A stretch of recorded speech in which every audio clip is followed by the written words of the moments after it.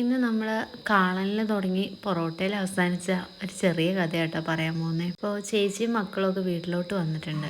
അപ്പോൾ അവർക്ക് എന്തെങ്കിലും സ്പെഷ്യൽ കഴിക്കാൻ വേണമെന്ന് പറഞ്ഞേ. അപ്പോൾ എന്നാൽ ശരി, നമുക്കെന്നാൽ കാള മേടിച്ചുകൊണ്ട് വരാമെന്ന് പറഞ്ഞിട്ട് പോയ പോക്കാട്ടോ.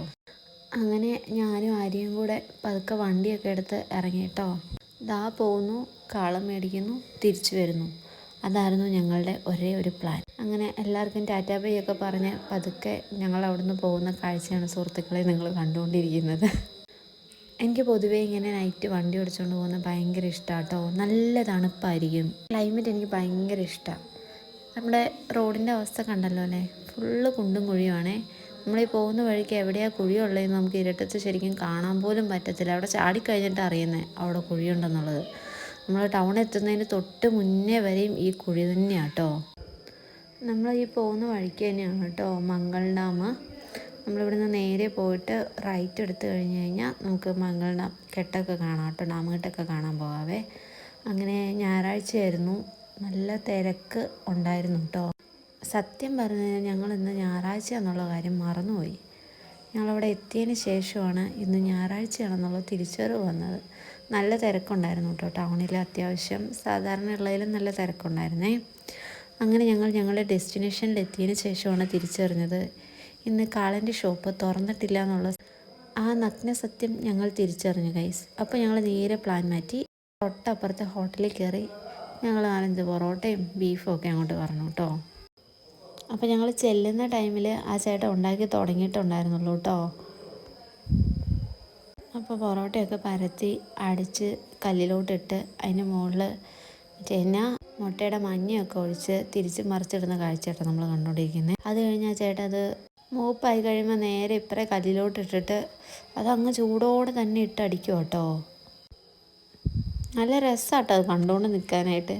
പക്ഷെ അവർക്ക് വലിയ രസം ഉണ്ടാവും തോന്നുന്നില്ല, ചൂടുള്ള സാധനത്തിലല്ലേ ഇങ്ങനെ ഇട്ട് അടിക്കുന്നത്. നമ്മളെ കൊണ്ടൊന്നും പറ്റുന്ന പണിയില്ല. ഇത് നമുക്ക് ഡയറക്റ്റ് തരാനുള്ള സാധനമാണ്, അപ്പം ഉണ്ടാക്കി തന്നതാണ് കേട്ടോ. അത് കഴിഞ്ഞ് ഞങ്ങളുടെ ബീഫൊക്കെ ഒന്ന് ചൂടാക്കി ഇട്ട് പൊതിഞ്ഞ് പാഴ്സലാക്കി ഞങ്ങൾക്ക് തന്നു കേട്ടോ. ഞങ്ങൾ ചെന്ന് കയറിയ ശേഷം അവിടെ കുറച്ച് തിരക്ക് വന്നേ. അപ്പോൾ തന്നെ വേറൊരു ചേച്ചി ഹെൽപ്പിന് വന്നായിരുന്നേ. അപ്പോൾ ആ ചേച്ചിയാണ് ഞങ്ങളുടെ പാഴ്സലൊക്കെ പൊതിഞ്ഞ് തന്നേ കേട്ടോ. അങ്ങനെ നമ്മുടെ പൊറോട്ട പാഴ്സലായി. തൊട്ടപ്പുറത്തിരിക്കുന്ന നമുക്ക് കൊണ്ടുപോകാനുള്ള ബീഫ് തന്നെയാണേ. പിന്നെ ആ ചേച്ചി ഒരു കവറൊക്കെ എടുത്ത് അത് പതുക്കെ അതിനകത്ത് ഇട്ട് തന്നു കേട്ടോ. അത് കഴിഞ്ഞ് നമ്മൾ അതുമായിട്ട് പതുക്കെ അവിടെ നിന്ന് സ്റ്റാൻഡ് വിട്ടു. താഴെയാണ് നമ്മൾ ബില്ല് പേയ്മെൻറ്റ് ചെയ്യേണ്ടത്. എന്നിട്ട് നമ്മൾ താഴെ പോയി അവിടെ പോയി പേയ്മെൻറ്റൊക്കെ ചെയ്തേ. നമ്മൾ കയ്യിൽ ക്യാഷ് വെക്കാറില്ല ഗൈസ്, ഓൺലി ഗൂഗിൾ. ഇന്നത്തെ എൻ്റെ വിചാരം കയ്യിൽ പൈസ ഉണ്ടായില്ല ചിലവായി പോകുന്നതെന്നായിരുന്നേ. പക്ഷേ ഇപ്പോൾ കയ്യിലാണെങ്കിലും ജി പേ ആണെങ്കിലും പൈസ അതിൻ്റെ വഴിക്ക് നല്ല രീതിയിൽ ചിലവായി പോകുന്നുണ്ട്. അങ്ങനെ നമ്മൾ പതുക്കെ നമ്മുടെ സാധനമൊക്കെ വാങ്ങിയിട്ട് തിരിച്ച് വീട്ടിലോട്ട് പോവാണ് ഗൈസ്. അങ്ങനെ കാളം വാങ്ങാൻ വന്ന നമ്മൾ ശശിയായി. ഇപ്പം നമ്മൾ എന്ത് മേടിച്ചുകൊണ്ട് പോകുന്നത്? പൊറോട്ടയും ബീഫുമാണ് മേടിച്ചുകൊണ്ട് പോകുന്നത്.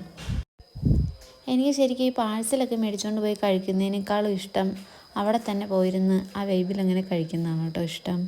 ഇതിപ്പോൾ എല്ലാവരും അവിടെ വെയിറ്റ് ചെയ്തിരിക്കുന്നതുകൊണ്ട് ഞങ്ങളിങ്ങനെ പാഴ്സൽ വാങ്ങിയിട്ട് പോയതാണ്, അവരുടെ ഒരു ആഗ്രഹപ്രകാരം. അങ്ങനെ നമ്മൾ വീടെത്തി ഗൈസ്. അങ്ങനെ കാളം പ്രതീക്ഷിച്ചിരുന്ന എല്ലാവരുടെയും മുമ്പിലോട്ട് ഞാൻ പൊറോട്ട തുറന്ന് വെച്ചു ഗൈസ്. ആർക്കും അങ്ങനെ വലിയ താല്പര്യക്കുറവൊന്നും ഉണ്ടായിരുന്നില്ല. പക്ഷെ പ്രതീക്ഷിച്ച സാധനം കിട്ടാത്തൊരു സങ്കടം ഉണ്ടായിരുന്നു.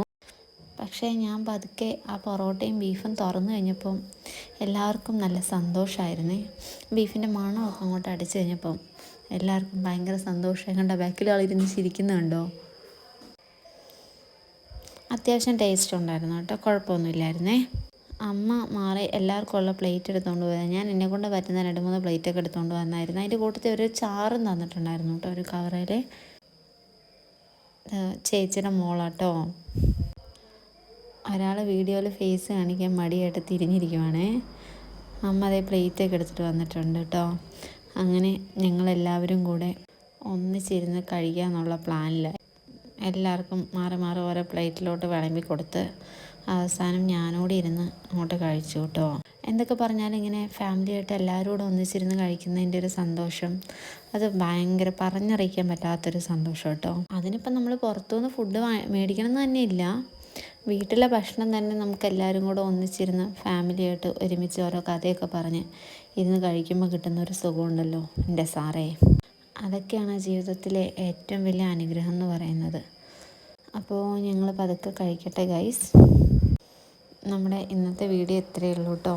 അപ്പോൾ പുതിയൊരു വീഡിയോ ആയിട്ട് നമുക്ക് വേറെ ദിവസം കാണാം. Tata bye.